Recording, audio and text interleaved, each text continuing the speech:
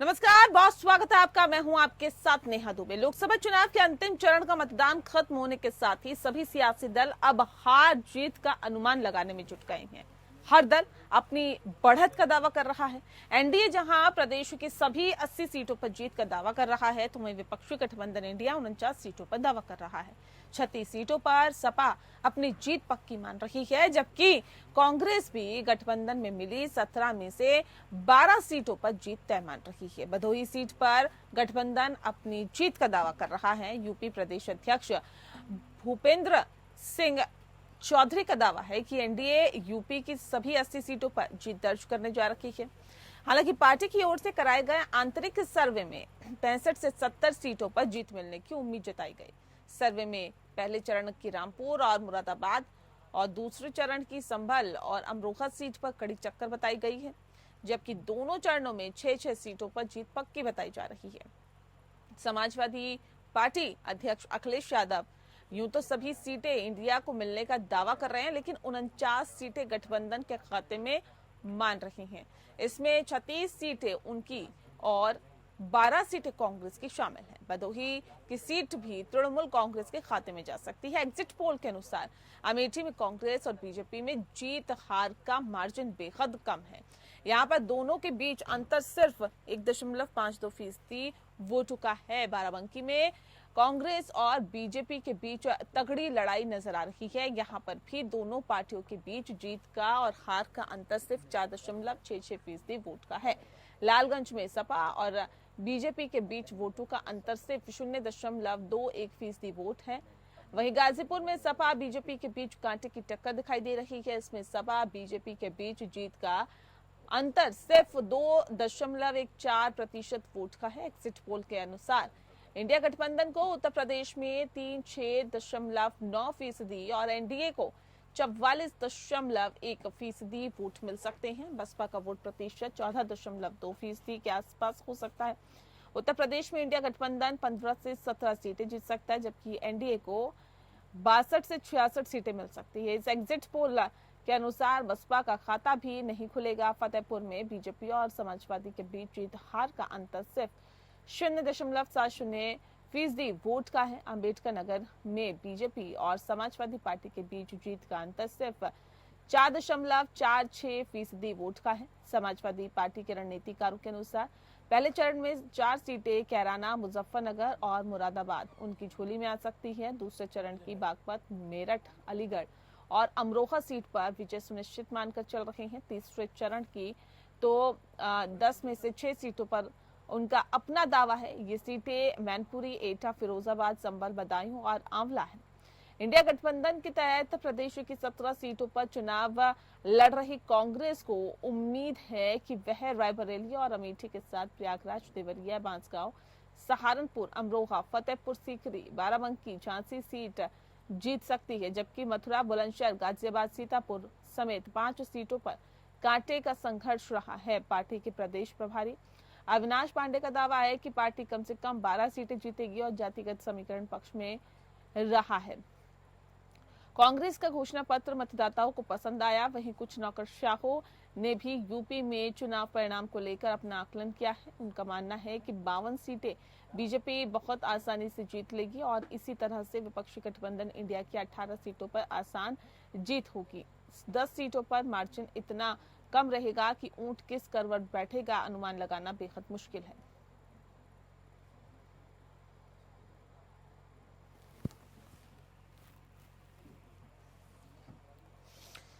तो बता दें आपको कि एग्जिट पोल जो आए हैं उसमें भारतीय जनता पार्टी के बल्ले बल्ले नजर आ रही है, जबकि इंडिया गठबंधन का दम निकलता हुआ दिखाई दे रहा है।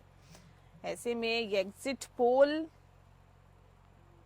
कितने सही साबित होते हैं इस पर सभी की निगाहें हैं, लेकिन फिलहाल जो हालात और जो स्थितियां हैं वो ये बता रही है कि वो एग्जिट पोल जो है वो इंडिया गठबंधन को नकार रहे हैं, जबकि यूपी में कमल खिला रहे हैं और देश में भी कमल खिलता हुआ दिखाई दे रहा है।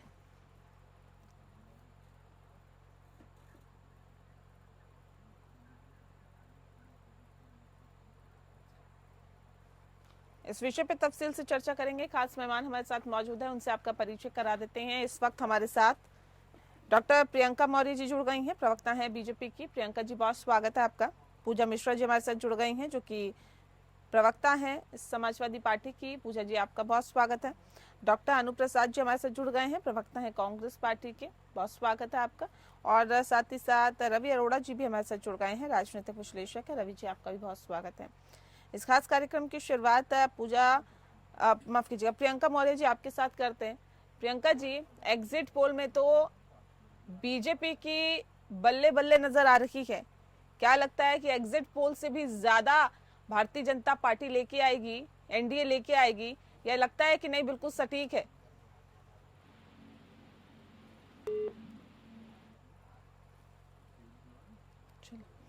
आवाज वहां तक नहीं पहुंच पा रही है। अनु जी का रुख कर लेते हैं, कांग्रेस की प्रवक्ता है अनु जी। अनु जी, सवाल इस बात को लेकर है कि देखिए, इंडिया गठबंधन तो कहीं जिस तरह से दमखम दिखा रहा था, या जिस तरह से रैलियां की गई, जनसभाएं की गई, रोड शो किए गए, लग रहा है कि दम निकलता हुआ दिखाई दे रहा है, खासतौर पे कांग्रेस का। कुछ ज्यादा सीटें तो एग्जिट पोल नहीं दिखा रहा आप लोगों को।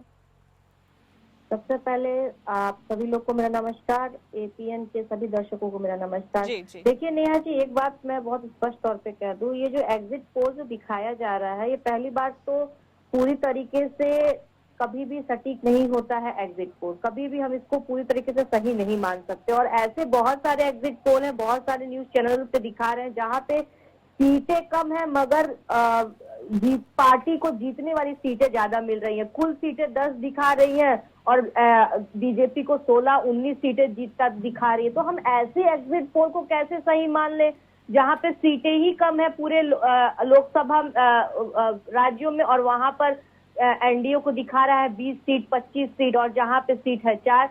तो ये सब चीजें बहुत सोचे समझे दिमागी तौर पर लोगों को मैं ये सिर्फ दर्शकों से और जनता से एक ही बात कहना चाहूंगी कि एग्जिट पोल ना तो कभी सही पूरी तरीके से मान्य होता है, और ना ही इस पे कभी बहुत ज्यादा ध्यान देना चाहिए। चीजें बदलती हैं, आंकड़े बदलते हैं, और ये हम सब ने बहुत सारे चुनाव में देखा। अभी हाल ही में जो 5 राज्यों का विधानसभा हुआ था, उसमें भी एग्जिट पोल कुछ और दिखा रहा था, रिजल्ट कुछ और आया।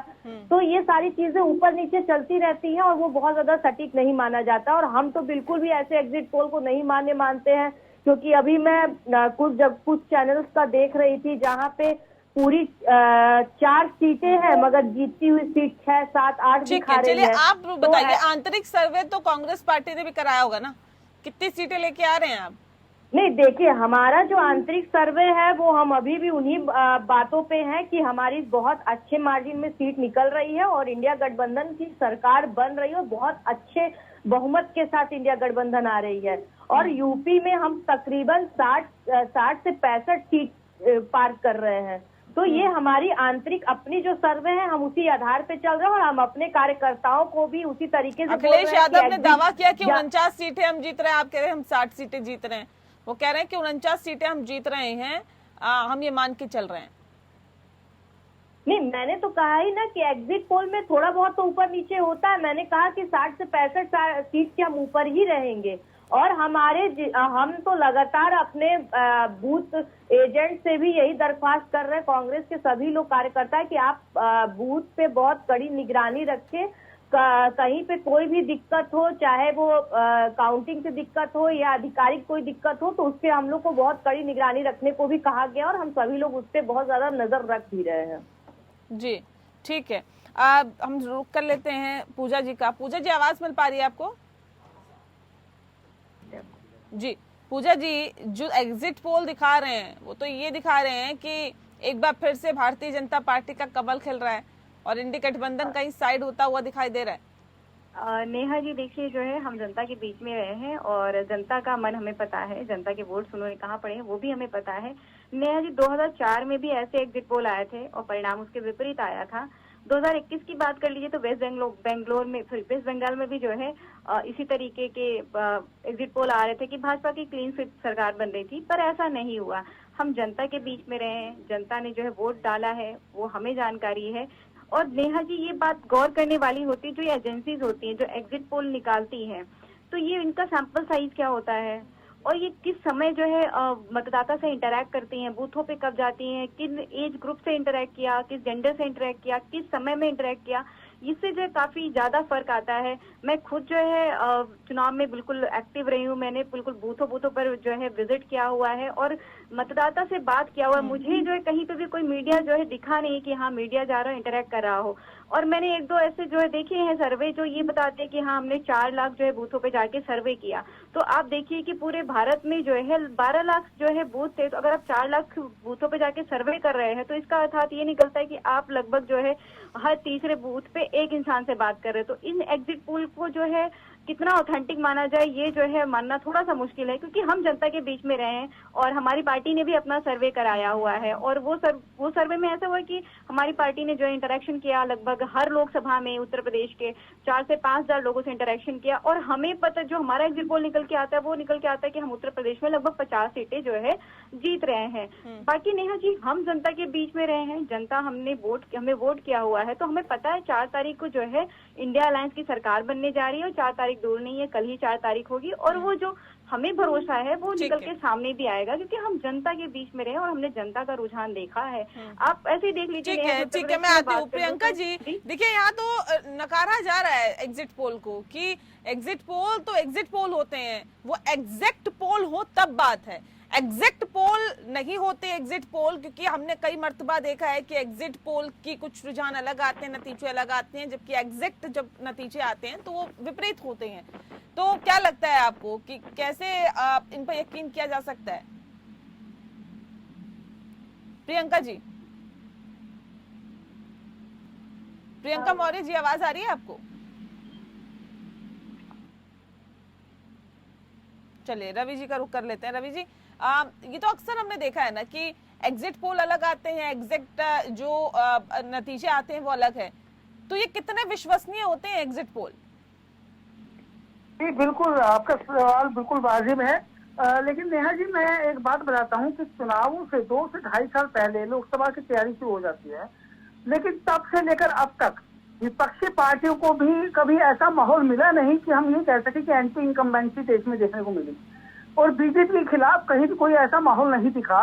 बेशक से कई जगह शिकायत रहती थी कि लोकल सांसद जो है इलाके में दिखाई नहीं देते, लेकिन उसके बावजूद भी कोई भी मोदी से नाराज नहीं था, ये बात सही थी। ऐसे में मोदी जी की गारंटी आती है, राम मंदिर का मुद्दा आता है 22 जनवरी को, जैसे माहौल में एक माहौल बना पूरे देश का। उसके बाद सभी विपक्षी पार्टियों ने दरकिनार हो गए और वहां से किनारा कर दिया, और जबकि उनके कार्यकर्ता उस समारोह में शामिल हुए।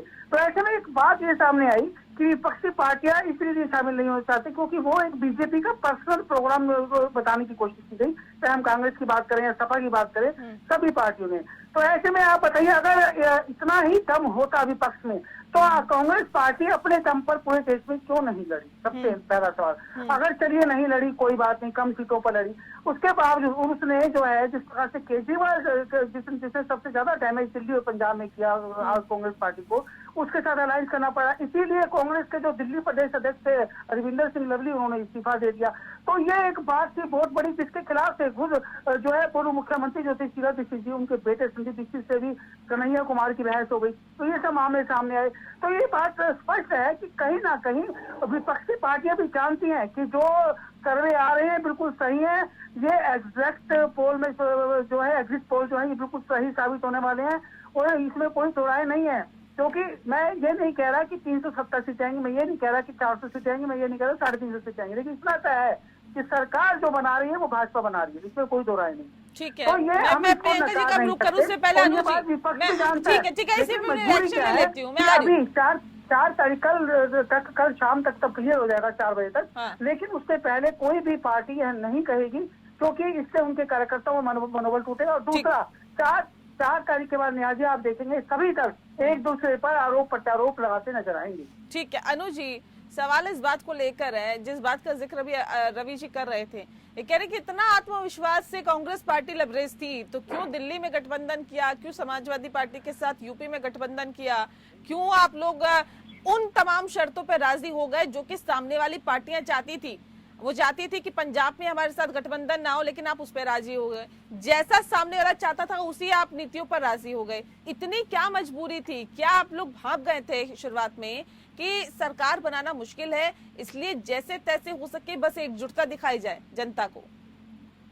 देखिए नेहा जी, पहली बात तो ये अभी जो कह रहे थे कि क्यों कांग्रेस के अंदर इतना दम नहीं कि वो अकेले चुनाव लड़ सके, मैं भी तो यही पूछना चाहती हूँ कि आप भाजपा अकेले चुनाव लड़ रही है, उसके पास खुद 40 से ज्यादा गठबंधन पार्टियां हैं, मगर वो कभी भी उन गठबंधन पार्टियों की जिक्र नहीं करेगी क्योंकि उसके अंदर गठबंधन को सम्मान देने का कोई उसके अंदर कोई संस्कार ही नहीं है। भाजपा के अंदर वो हमेशा तानाशाही रवैया अपनाई है। खुद 40 लोग के साथ गठबंधन करके बैठे हैं और इंडिया गठबंधन को कहते, कांग्रेस को कह रहे हैं कि क्यों गठबंधन करके बैठे हैं। अरे ये गठबंधन का एक लचीलापन होता है गठबंधन में, और कई सारे राज्यों में तो कांग्रेस अकेले चुनाव लड़ती है और कई सारे राज्यों में ऐसे कई सारे राज्य जहाँ पे कांग्रेस की सरकार है, तो वहां पर कांग्रेस एक केंद्रीय पार्टी है। वो अन्य राज्यों के पूरे भारत में अन्य राज्यों को भी देखना जहाँ पर गठबंधन का एक लचीलापन, एक जहाँ ज्यादा से ज्यादा हम सीट जीत सकते हैं गठबंधन के तहत,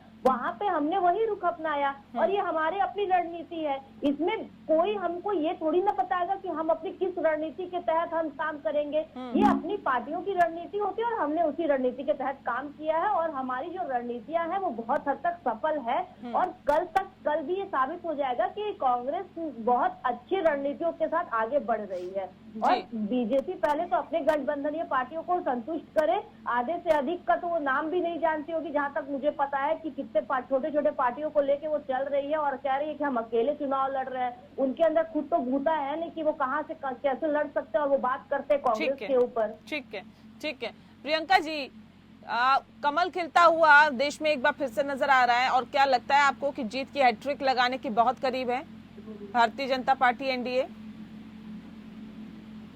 प्रियंका जी और सवाल कर दीजिए। नेटवर्क का भारतीय जनता पार्टी प्रधानमंत्री नरेंद्र मोदी जीत की हैट्रिक लगाने के बहुत करीब है, कमल खिलता हुआ एग्जिट पोल में नजर आ रहा है, आपका पहला रिएक्शन?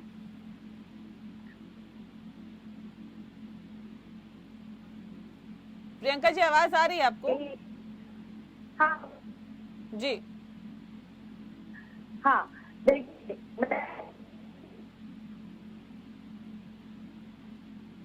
नहीं आपकी आवाज हम तक नहीं पहुंच पा रही। ठीक है, एक बार फिर मेरी आवाज नहीं आ रही है? हाँ अब आ रही है, बताइए। जी चलिए एक बार फिर से कनेक्ट करेंगे आपसे प्रियंका जी, मैं अभी रुक कर लेती हूँ पूजा जी का। पूजा जी देखिए, एक बार पहले गठबंधन किया था, एक बार अब गठबंधन किया और गठबंधन आप उत्तर प्रदेश में एक नया एक्सपेरिमेंट करते रहे हैं और फिर जब चुनाव के बाद एक दूसरे पर ठीकरा फोड़ दिया जाता है। रवि जी जिस बात का जिक्र कर रहे थे कि बस कल का इंतजार करिए, उसके बाद देखिएगा शाम तक एक दूसरे पर आरोप लगाए जाएंगे कि इनकी वजह से हार गए और उनकी वजह से हार गए। तो क्या आपको लगता है कि अभी मैं आपसे पूछ रही हूँ कि गठबंधन का उतना फायदा मिलता हुआ एग्जिट पोल में नजर नहीं आ रहा जितना उम्मीद आप लोगों ने की थी? देखिए नेहा जी, मैंने आपको पहले ही बताया कि ऐसी जो एग्जिट पोल पहले भी आए हुए हैं, 2004 में, 2009 में और 2021 में वेस्ट बंगाल में आए थे। हम जनता के बीच में रहे, हमें जनता पर पूरा भरोसा है और हमें पता है कि जो है हम चुनाव जीत रहे हैं। इसलिए ये कहना कि हाँ इनके ऊपर ठीकरा फोड़ने जा रहे हैं, उनके ऊपर ठीकरा फोड़ने जा रहे हैं, ये गलत बात है। आपको ऐसा लगता है कि नहीं आप चुनाव जीत रहे हैं? ऐसे क्या मुद्दे रहे जिसपे आपको लगता है कि नहीं जनता ने हमें ही वोट दिया है? देखिए नेहा जी, पहली बात मैं अगर उत्तर प्रदेश की बात कर लेती हूँ तो उत्तर प्रदेश में जो 1,36,000 शिक्षा मित्र थे जिनको जो है भाजपा की सरकार बनते ही निकाल दिया गया, उसके बाद में उनके रैंक को डिटोरिएट करके उनको ज्वाइनिंग दी गई। उसके बाद में बात कर लीजिए जो 60,000 वैकेंसी निकली थी कांस्टेबल की, और जो कांस्टेबल की वैकेंसी निकली हुई थी उसमें जो आपके 50 लाख आवेदन आए थे, आपको क्या लगता है कि ये इनको वोट करेंगे? ये जो किसानों के जो 700 किसान शहीद हुए थे, क्या उनके परिवार वाले इनको वोट करेंगे? क्या अग्निवीर के जो व्यवस्थाएं लेके आए, उनके जो बेटे अग्निवीर में हैं और जो अभ्यर्थी इन सबकी चीजों की तैयारी कर रहे हैं, क्या वो इनको वोट करेंगे? मैं अगर प्रयागराज की बात करूं तो प्रयागराज में सेंट्रल यूनिवर्सिटी ऑफ इलाहाबाद है, यहाँ पे 5 गुना फीस बढ़ाई गई हुई है, स्कॉलरशिप बंद कर दिया गया हुआ है। ये छात्र क्या इनको वोट करेंगे?